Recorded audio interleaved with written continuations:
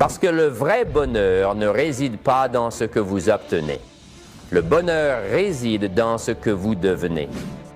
D'accord? Le prochain sujet est mon préféré. Fixer des objectifs.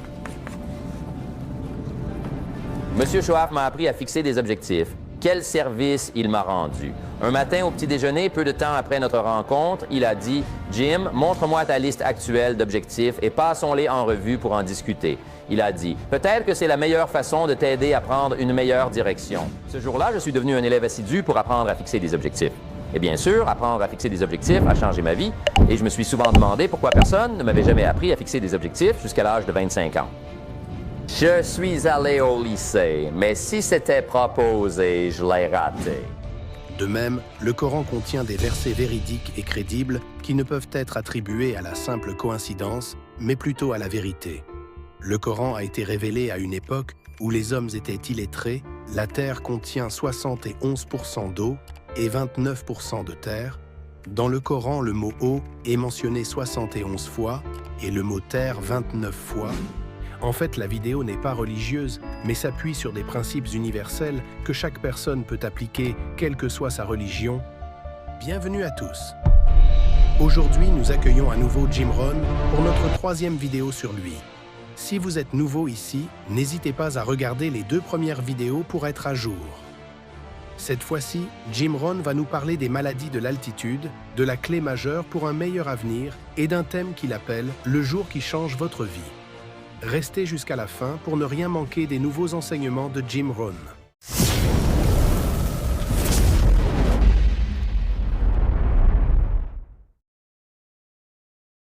Voici le grand défi de la vie. Vous pouvez avoir plus que ce que vous avez parce que vous pouvez devenir plus que ce que vous êtes. C'est le défi. Et bien sûr, l'autre côté de la médaille dit que si vous ne changez pas ce que vous êtes, vous aurez toujours ce que vous avez. J'ai constaté dans mon expérience que le revenu ne dépasse pas beaucoup le développement personnel. Maintenant, parfois le revenu fait un bon chanceux, mais bien sûr, à moins que vous ne vous développiez là où il est, il reviendra généralement là où vous êtes. La vie a des façons étranges. Et si quelqu'un vous donne $1 million, il vaut mieux devenir millionnaire rapidement pour garder l'argent. Sinon, il finira par disparaître. Quelqu'un a dit un jour, si vous preniez tout l'argent du monde et le répartissiez également entre tout le monde, il reviendrait bientôt dans les mêmes poches. C'est incroyable. Le succès est quelque chose que l'on attire, pas quelque chose que l'on poursuit. Le succès cherche un bon endroit où rester. Alors, au lieu de le poursuivre, tu travailles sur toi-même, sur ton développement personnel. Voyez-vous, la question principale à se poser au travail n'est pas « qu'est-ce que vous obtenez ?» La question principale à se poser au travail est « que devenez-vous » La grande question n'est pas combien je suis payé ici. La grande question est « qu'est-ce que je deviens ici » Parce que le vrai bonheur ne réside pas dans ce que vous obtenez. Le bonheur réside dans ce que vous devenez. Ça donc, c'est notre sujet principal pour ce soir, le développement personnel. De toutes les missions que M. Shoaff m'a données à l'âge de 25 ans, c'était probablement la plus difficile. En fait, je travaille toujours sur celle-ci. Je pense que c'est un défi sans fin de voir ce que vous pouvez devenir. Le sujet suivant s'appelle « Les lois fondamentales ». Et il est bon d'étudier les bases. Et j'appelle cela des bases principalement parce qu'elles viennent de la Bible. Maintenant, je ne suis pas théologien ou ministre et cela sera évident. Mais M. Shoaff m'a appris que la Bible était un bon manuel pour des idées, des histoires et des équations de succès. Comment vivre une meilleure vie. J'ai découvert que c'était vrai. Il m'a également appris que la Bible est aussi pratique que spirituelle. Et j'ai découvert que c'était vrai. Dans ce passage, il est normal que Jim Rohn fasse référence à la Bible car, comme l'a expliqué M. Shoaff, la Bible était un bon manuel pour les idées et les histoires. Étant tous les deux chrétiens, il est logique qu'il ait cru en la Bible, au minimum en tant que livre de leur religion. De même, le Coran contient des versets véridiques et crédibles qui ne peuvent être attribués à la simple coïncidence, mais plutôt à la vérité. Le Coran a été révélé à une époque où les hommes étaient illettrés, la terre contient 71% d'eau et 29% de terre. Dans le Coran, le mot « eau » est mentionné 71 fois et le mot « terre » 29 fois. Le mot « enfer » est mentionné 88 fois paradis 88 fois. En gros, dans le Coran, chaque mot a son contraire. Le Coran est un miracle, une preuve scientifique qu'aucun humain a réussi à détruire. Un exemple qui montre que même si la Bible est un livre sacré des chrétiens, le Coran est aussi un livre sacré et véridique pour les musulmans. En fait, la vidéo n'est pas religieuse, mais s'appuie sur des principes universels que chaque personne peut appliquer, quelle que soit sa religion. J'espère avoir bien compris, on peut continuer. Si vous regardez votre compte bancaire et vos revenus et que vous n'êtes pas satisfait, il y a plusieurs passages dans la Bible à vérifier pour voir ce qui ne va pas, afin que vous puissiez apporter les changements. Et nous allons couvrir certains d'entre eux ce soir, appelés fondamentaux. D'accord? Le prochain sujet est mon préféré. Fixer des objectifs. Monsieur Shoaf m'a appris à fixer des objectifs. Quel service il m'a rendu. Un matin au petit déjeuner, peu de temps après notre rencontre, il a dit « Jim, montre-moi ta liste actuelle d'objectifs et passons-les en revue pour en discuter. » Il a dit « Peut-être que c'est la meilleure façon de t'aider à prendre une meilleure direction. » Et j'ai dit « Je n'ai pas de liste. » Il a dit « Eh bien, est-ce dans la voiture ou chez vous quelque part? » J'ai dit « Non, monsieur. » Ça, c'est... Je n'ai pas de liste nulle part. Il a dit, eh bien, jeune homme, c'est là que nous devons commencer. Il a dit, je peux te dire tout de suite, si tu n'as pas une liste de tes objectifs avec toi, je peux deviner le solde de ton compte bancaire à quelques centaines de dollars près. Ce qu'il a fait, et cela a attiré mon attention. J'ai dit, vous voulez dire que mon solde bancaire changerait si j'avais une liste d'objectifs? Il a dit, drastiquement. Ce jour-là, je suis devenu un élève assidu pour apprendre à fixer des objectifs. Et bien sûr, apprendre à fixer des objectifs a changé ma vie, et je me suis souvent demandé pourquoi personne ne m'avait jamais appris à fixer des objectifs jusqu'à l'âge de 25 ans. Je suis allé au lycée, mais si c'était proposé, je l'ai raté. Je suis allé à l'université pendant 1 an. Je n'en ai jamais entendu parler. Comment fixer des objectifs? Donc, me voilà à l'âge de 25 ans, marié, ma famille commence, je suis allé à l'université, je travaille, et je ne sais toujours pas comment fixer des objectifs. Mais heureusement, à 25 ans, j'ai rencontré l'homme qui m'a appris comment. Et cela a révolutionné toute ma vie. Économiquement, socialement, personnellement, c'est incroyable. Je veux donc partager avec vous ce soir ce que M. Shoaf m'a appris, comment fixer des objectifs. Cela peut changer une vie. D'accord? Le prochain sujet est la partie négative du séminaire. La vie comporte une partie négative, donc nous devons parler du négatif. Et ce sujet s'appelle les maladies de l'attitude.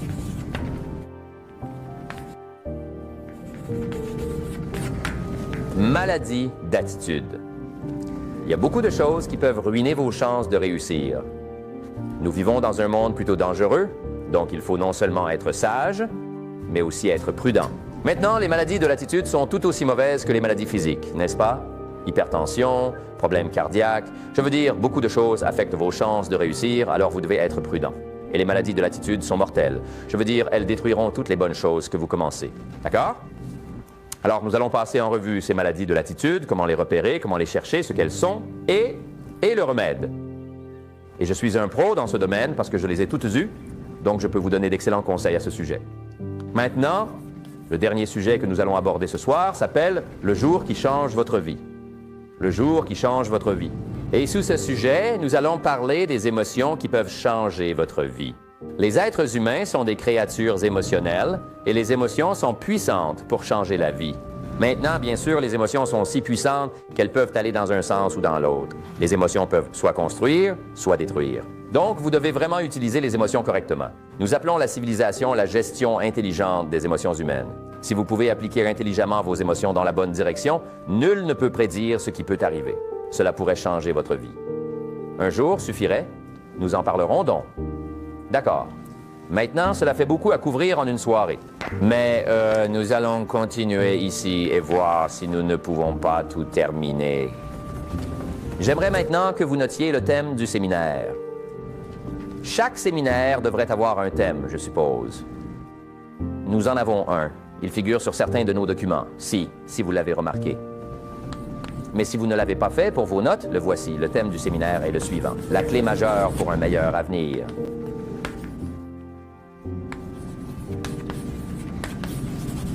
C'est vous. C'est le thème de notre séminaire ce soir. La clé majeure pour un meilleur avenir, c'est vous. Et j'aimerais que vous souligniez deux mots juste pour donner un peu plus d'impact. Soulignez le mot majeur et le mot vous. Pour que cela dise, la clé majeure de votre meilleur avenir, c'est vous. Maintenant, ma première suggestion est de transférer cela sur une carte ou quelque chose que vous pouvez mettre où vous pouvez le voir tous les jours. Ça, de préférence, placez-le à un endroit où vous pouvez le voir au début de la journée. Avant de partir pour commencer la journée, c'est une bonne phrase à garder à l'esprit pendant que vous organisez la journée. On l'appelle le séminaire silencieux. Si vous laissez cela vous parler pendant la journée, j'ai trouvé cela extrêmement utile. La clé majeure de votre meilleur avenir, c'est vous. Pendant une grande partie de ma vie maintenant, je n'avais pas bien compris cela, parmi beaucoup de choses que je n'avais pas bien comprises. Beaucoup de choses m'intriguaient à l'époque. Je me demandais pourquoi deux personnes pouvaient travailler pour la même entreprise, mais que l'une gagnait 2 fois plus d'argent. Maintenant, voyez-vous, cela me troublait. Et peut-être qu'ils avaient le même âge, qu'ils avaient été diplômés de la même école, qu'ils vivaient dans la même communauté, qu'ils travaillaient pour la même entreprise avec les mêmes produits et les mêmes services. Ils ont le même trafic, les mêmes problèmes, et l'un gagne 1000 par mois, l'autre gagne 2000 par mois. Maintenant, c'était ma question déroutante. Pourquoi cette longue liste serait-elle la même et l'argent 2 fois plus? J'ai demandé, quelle est la différence entre 1000 par mois et 2000 par mois? Et je ne parle pas de 1000 par mois, d'accord? Je pourrais comprendre ça. Mais qu'est-ce qui fait la différence? Pourquoi une personne ferait 2 fois mieux, 3 fois mieux économiquement parlant? Maintenant, je sais qu'il y a plus d'une façon de bien faire. Je comprends cela. Mais dans ce petit domaine étroit appelé rémunération, quelle est la différence? Eh bien, à l'époque, avec ma pensée imparfaite, j'essayais de raisonner. Je me disais, eh bien, peut-être que le temps fait une partie de la différence, n'est-ce pas? Certaines personnes réussissent mieux parce qu'elles ont plus de temps. J'avais l'habitude de dire, Harold devrait bien s'en sortir, il a beaucoup de temps. Si j'avais tout le temps de Harold, je pourrais bien réussir. Maintenant, ça doit être stupide, non? Premièrement, on ne peut pas obtenir le temps de quelqu'un d'autre.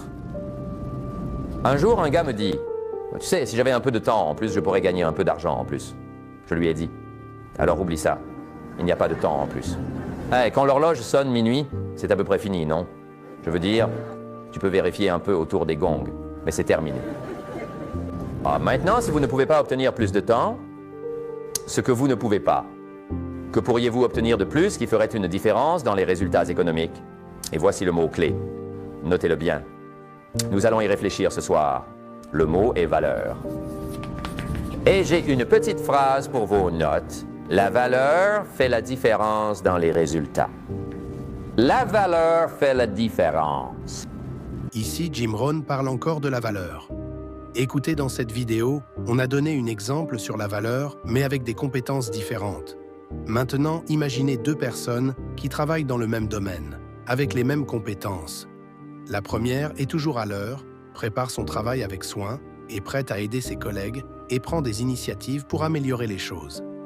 La deuxième est souvent en retard, bâcle son travail, ne se montre pas collaborative et ne propose jamais de solution.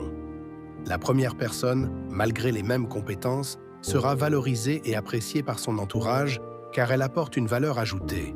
Elle se démarque par son attitude positive, son engagement et son dévouement. La deuxième personne, malgré ses compétences, sera perçue comme un poids car elle ne contribue pas au bien commun.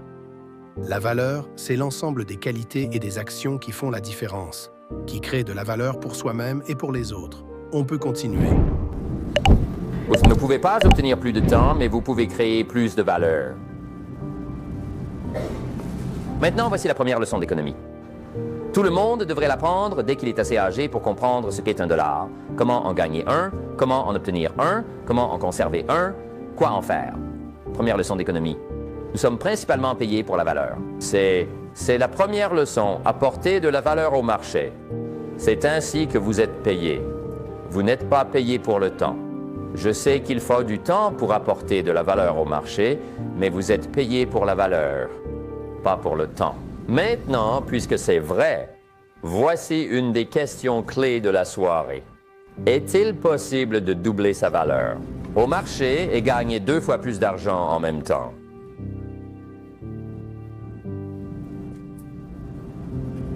Pourriez-vous devenir 3 fois plus précieux gagner 3 fois plus d'argent dans le même temps. Est-ce possible? La réponse est oui, si. Et c'est toujours si, n'est-ce pas? La vie est connue comme le grand si. La vie est incertaine, comme c'est vrai. Et voici le grand si que nous allons considérer ce soir.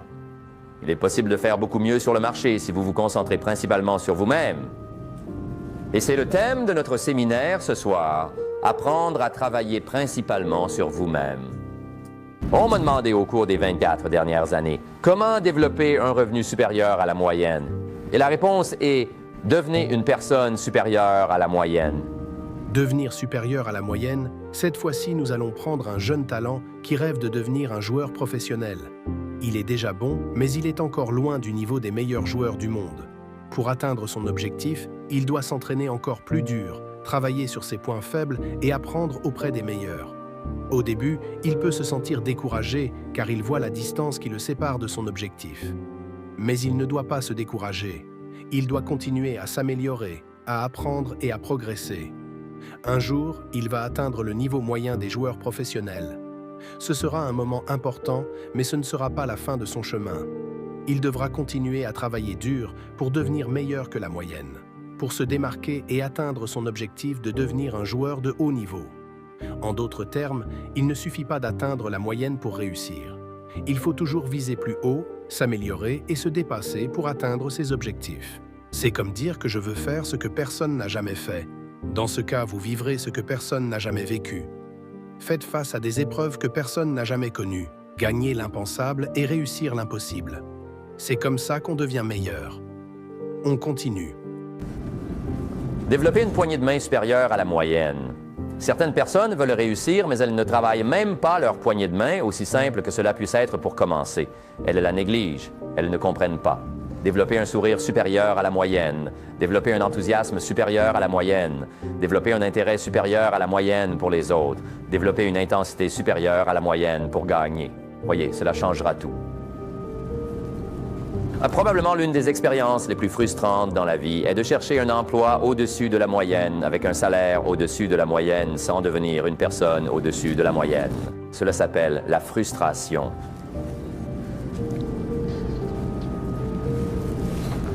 Et M. Schwartz m'a probablement donné le meilleur indice qu'il m'ait donné lorsque je l'ai rencontré pour la première fois. Ça, il a dit, « Jim, si tu veux être riche et heureux pour le reste de ta vie, apprends bien cette leçon. » Il a dit, « Apprends à travailler plus dur sur toi-même que sur ton travail. » On arrive au terme de cette vidéo. J'espère qu'elle vous a plu. N'oubliez pas de vous abonner et d'activer la cloche de notification pour ne rien manquer. À bientôt pour une nouvelle vidéo. Ciao!